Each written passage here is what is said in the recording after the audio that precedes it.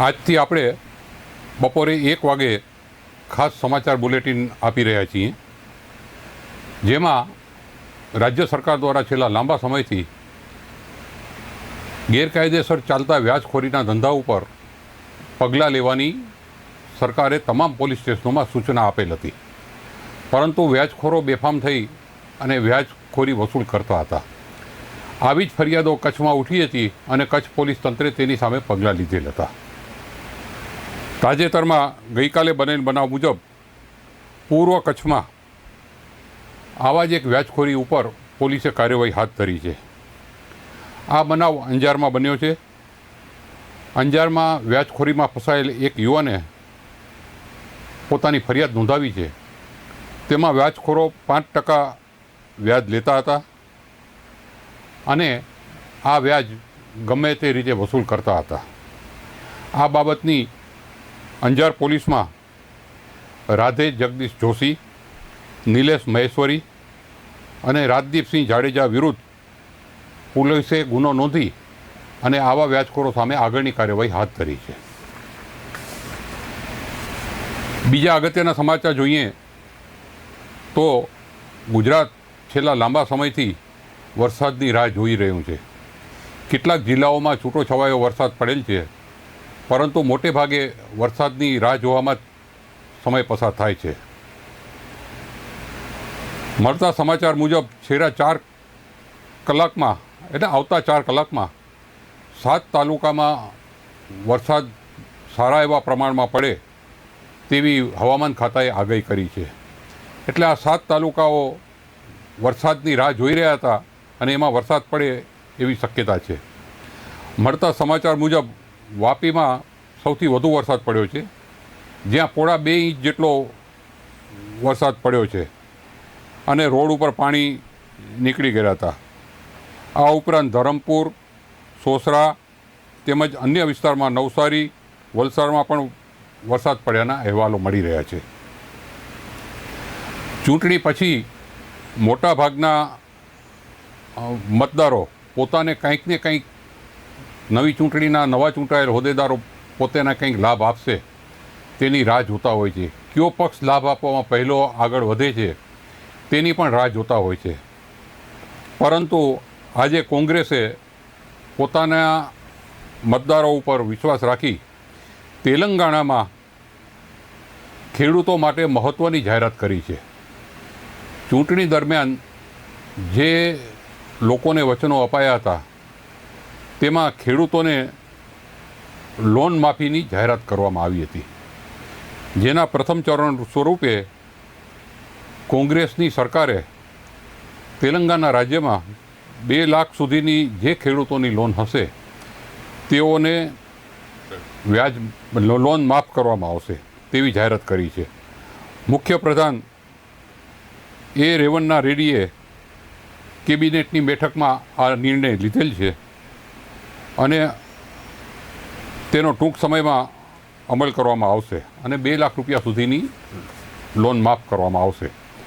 ચૂંટણી પછી આ પ્રથમ જાહેરાત લોકોને મળી રહી છે. તહેવારોના દિવસો નજીક આવી રહ્યા છે અને લોકો વરસાદની સાથે જુદા જુદા તહેવારો ઉજવતા હોય છે. ભગવાન જગન્નાથની રથયાત્રા પુરીમાં અને અમદાવાદમાં ભવ્ય રીતે ઉજવાતી હોય છે અને લોકો આસ્થાથી તેમાં જોડાતા હોય છે. આ ભગવાન જગન્નાથની 108 કળશ સાથેની જલયાત્રા યોજાઈ હતી, જે 15 દિવસ મોસાળમાં રોકાશે અને ત્યાર પછી નિજ મંદિરમાં પ્રવેશ કરશે. સાબરમતી નદીમાં 108 કળશમાં જળ ભરી મંદિરમાં લાવવામાં આવ્યા હતા, જ્યાં આ જળથી ભગવાન જગન્નાથની પૂજન વિધિ અને જલાભિષેક કરવામાં આવેલ હતો. જલાભિષેક બાદ ભગવાન જગન્નાથ ગણેશજીના સ્વરૂપમાં અતિ વિશિષ્ટ શણગાર ધારણ કરી ભક્તોને દર્શન આપ્યા હતા. મળતા સમાચાર મુજબ તાજેતરમાં જે સમાચાર મળે છે તે પ્રમાણે તોડ કરનાર 2 કોન્સ્ટેબલને પોલીસ ખાતાએ સસ્પેન્ડ કર્યા છે. આ બનાવ છે ગાંધીનગરનો. ગાંધીનગરના ઇન્ફોસિટી વિસ્તારમાં ઇન્ફોસિટી પોલીસ સ્ટેશનના એસપીએ પોતાના જ તાબા હેઠળના 2 કોન્સ્ટેબલને સસ્પેન્ડ કર્યા છે.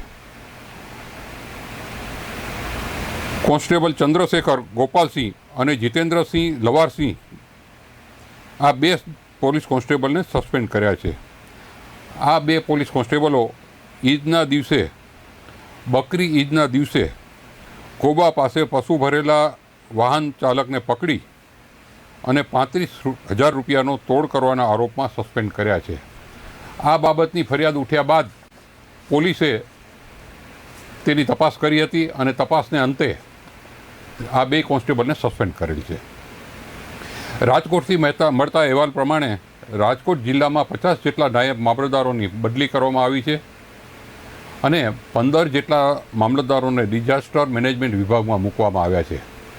આગામી દિવસોમાં વરસાદ પડવાની તેમજ વરસાદમાં ક્યાંય અતિવૃષ્ટિ થાય કે બીજા કોઈ એવા ગંભીર પરિસ્થિતિ ઊભી થાય તો તેને પહોંચી વળવા માટે ડિઝાસ્ટર મેનેજમેન્ટ પોતાની સક્રિય કામગીરી કરી શકે તે માટે 15 જેટલા નાયબ મામલતદારોને એડવાન્સમાં મૂકી અને તેઓને આ જવાબદારી સોંપેલ છે.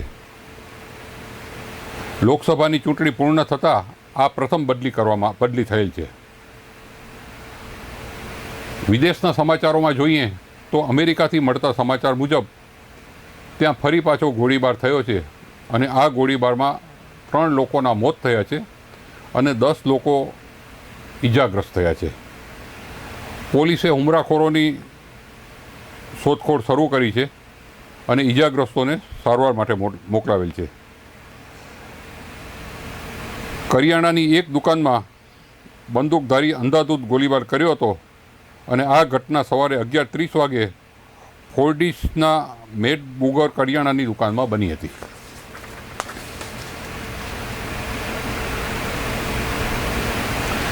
યુએસએમાં ગ્રેજ્યુએટ થનાર ઇન્ડિયન સ્ટુડન્ટને ગ્રીન કાર્ડ આપવાનું વચન બાઇડનની ઇન્ક્રીમેન્ટ પોલિસી સાથે ટ્રમ્પનું ઇન્ડિયા કાર્ડ આપવામાં આવ્યું હતું.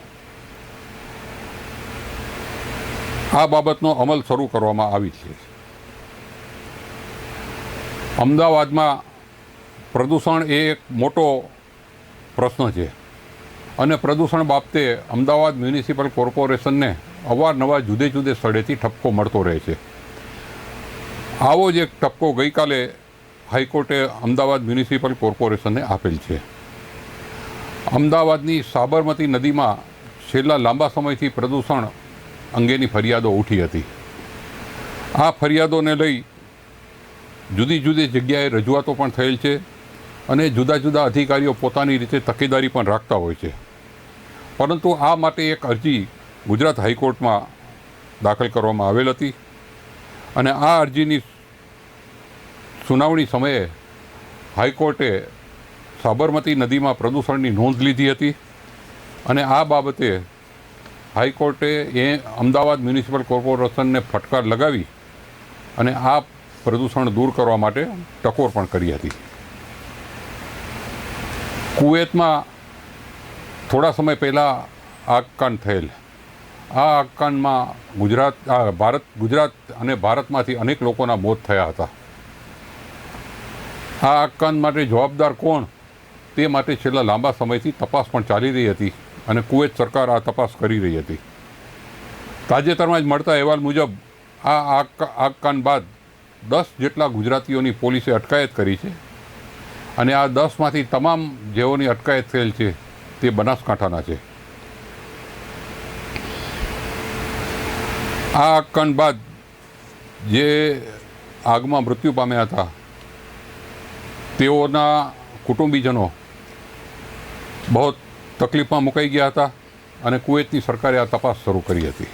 હમણાં જ મળતા અહેવાલો મુજબ હવામાન વિભાગે આગામી તારીખ 23 જૂનથી ગુજરાતમાં વરસાદની જમાવટ થશે તેવી જાહેરાત કરી છે. 25 જિલ્લામાં વીજળીના કડાકા અને ભડાકા સાથે આ વરસાદ શરૂ થશે તેવી શક્યતા છે. બીજા જે સમાચાર મળી રહ્યા છે તેમાં તાજેતરમાં નીટના પેપર લીક થયા હતા, જે માટે કેન્દ્ર સરકાર તાત્કાલિક હરકતમાં આવી છે અને વડાપ્રધાન શ્રી નરેન્દ્રભાઈ મોદીએ તાત્કાલિક કેબિનેટની બેઠક પણ આ બાબતે બોલાવી હતી અને આ કેબિનેટ બેઠક પછી કેબિનેટમાં એવો નિર્ણય લેવામાં આવ્યો છે કે પરીક્ષામાં થતી ગેરરીતિ પર સરકાર આકરા પાણીએ પગલાં લેશે અને એમાં 10 વર્ષની સજા અને 1 કરોડનો દંડ એ પ્રકારની ગંભીર સંજાનો પેપર લીક કાયદો તાત્કાલિક અસરથી અમલી બનાવાયો છે. કેન્દ્ર સરકારે જે કોઈ પેપર લીક કરનાર હશે તેની સામે આ કડક કાયદાથી તાત્કાલિક કાર્યવાહી કરવા માટે પણ જણાવ્યું છે અને આ કાયદા હેઠળ તમામ પરીક્ષાઓને આવરી લેવામાં આવેલ છે. સ્થાનિક સમાચાર જોઈએ તો હમણાં જ મળતા સમાચાર મુજબ ડુંગળી અને બટેટાની ખાદ્ય ચીજોના ભાવમાં છેલ્લા 1 વર્ષમાં 65% જેટલો વધારો થયો છે. આ ભાવ વધારાથી ગૃહિણીઓ મુશ્કેલીમાં મુકાયેલ છે અને પોતાના ઘર ચલાવનાર નાના માણસો ઉપર તેની સારી એવી અસર જોવા મળે છે અને આ ભાવ વધારો દરેક લોકોને દજાડી રહ્યો છે તેવી લાગણી વ્યક્ત કરી રહ્યા છે. બીજા હમણાં જ મળતા સમાચાર મુજબ દરેક ઠેકાણે મોંઘવારી વધતી જાય છે, જેમાં દિલ્હીએ પણ આજે એક મોંઘવારીનો ડોઝ ત્યાંના રહેવાસીઓને આપ્યો છે અને દિલ્હી NCRમાં આજથી વાહનો ચલાવતા CNGમાં 1 કિલોએ ₹1 જેટલો જબરો ભાવ વધારો કરેલ છે. આ ભાવ વધારાથી મોટાભાગના વાહનો દિલ્હીમાં CNGથી જ ચાલે છે અને ટ્રાન્સપોર્ટેશન ઉપર તેની મોટી અસર થવાની છે. કેન્દ્ર સરકારમાંથી મળતા સમાચારો મુજબ કેન્દ્ર સરકાર હવે તેના કર્મચારીઓ સામે અથવા સરકારી કચેરીમાં મોડા આવતા કર્મચારીઓ સામે લાલાક કરી છે અને મોડા આવનાર કર્મચારીઓની હવે ખેર નથી એવું સ્પષ્ટ દરેક કર્મચારીઓના જણાવ્યું છે. ઓફિસમાં આવવાના સમયથી 15 મિનિટથી વધારે સમય જો કોઈ પણ કર્મચારી મોડો આવશે અથવા તે પોતાની ટેબલ ઉપર નહીં હોય તો તેની નોંધ લેવામાં આવશે અને તેઓના પગારમાંથી રજા ગણી કપાત પગાર કરવામાં આવશે તેવી પણ દરેક કર્મચારીઓ સામે પગલાં લેવાની જાહેરાત કરાઈ છે. નમસ્કાર દર્શક મિત્રો, આ હતા 1 વાગ્યા સુધીના અગત્યના સમાચારો.